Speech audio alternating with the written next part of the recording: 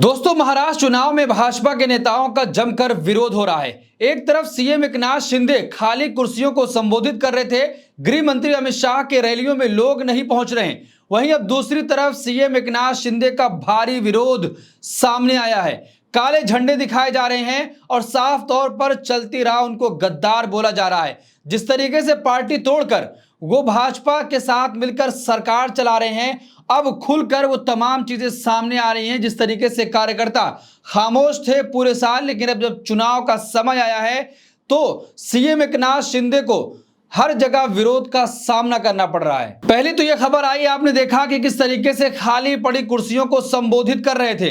अब उसके बाद काले झंडे उनको दिखाए जा रहे हैं। जब एक कैंडिडेट की रैली को संबोधित करने पहुंचे तो वहां पर उनको काला झंडा दिखाया गया और उसके बाद कांग्रेस के कार्यकर्ता ने साफ तौर पर यह कह दिया कि सीएम एकनाथ शिंदे गद्दार हैं, गद्दार है। उसके बाद क्या होता है कि सीएम गाड़ी से उतर जाते हैं। लेकिन और क्या कुछ हुआ, पहले हम उस पर चर्चा करेंगे। और जिस तरीके से लगातार महाराष्ट्र में भारतीय जनता पार्टी के नेताओं के ऐसे विरोध की तस्वीरें सामने आ रही हैं और वीडियो सामने आ रही हैं। गृह मंत्री अमित शाह की रैली में लोग नहीं पहुंच रहे हैं। प्रधानमंत्री नरेंद्र मोदी की रैलियों में लोगों को बसों में भर भर कर लाया जा रहा है और फिर एक भीड़ दिखाई जा रही है। और जिस तरीके से अडानी के सर्वे ने साफ तौर पर यह कह दिया कि महाराष्ट्र में महायुति की सरकार बनने जा रही है।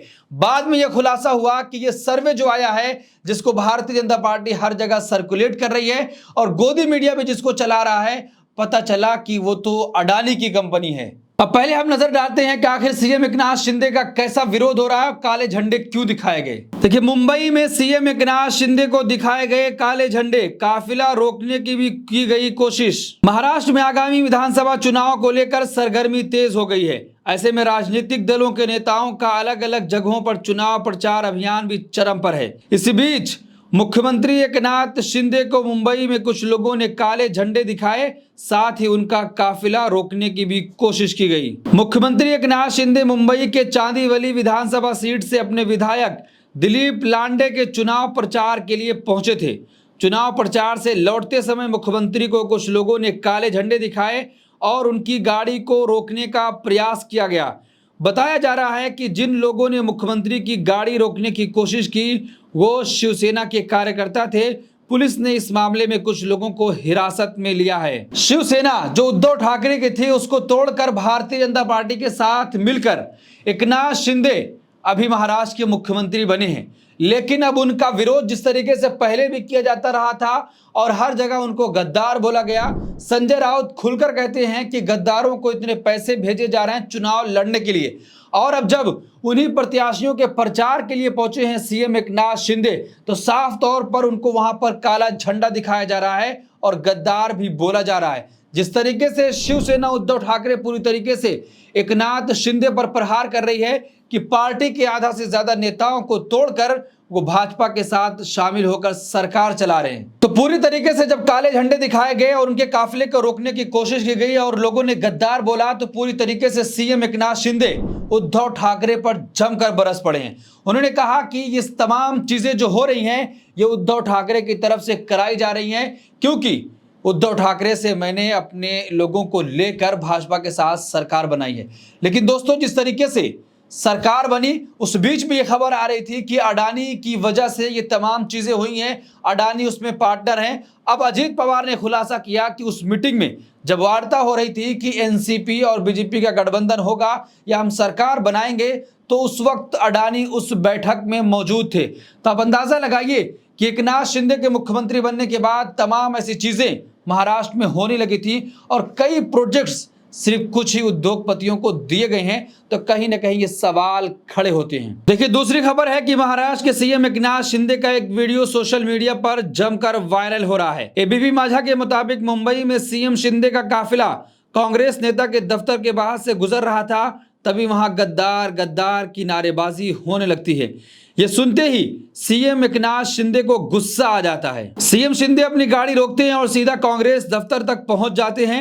वहां मौजूद लोगों से सीएम शिंदे नाराजगी जताते हुए कहते हैं कि क्या ऐसा सिखाते हैं आप लोग। तो दोस्तों, एक तरफ काला झंडा और दूसरी तरफ गद्दार, ऐसी तमाम चीजें हैं कि जिसमें सीएम एकनाथ शिंदे पूरी तरीके से उलझ चुके हैं। और भाजपा ने साफ तौर पर यह कह दिया है, गृह मंत्री अमित शाह से जब पूछा गया कि अगर आपकी सरकार बनती है तो फिर मुख्यमंत्री कौन होगा, किसके आप दम पर चुनाव लड़ रहे हैं या मुख्यमंत्री किसको बनाएंगे, तो गृह मंत्री अमित शाह ने साफ कह दिया कि अभी तो एकनाथ शिंदे के नेतृत्व में हम चुनाव लड़ रहे हैं, लेकिन चुनाव जीतने के बाद हम बैठकर तय करेंगे कि आखिर महाराष्ट्र का मुख्यमंत्री कौन होगा।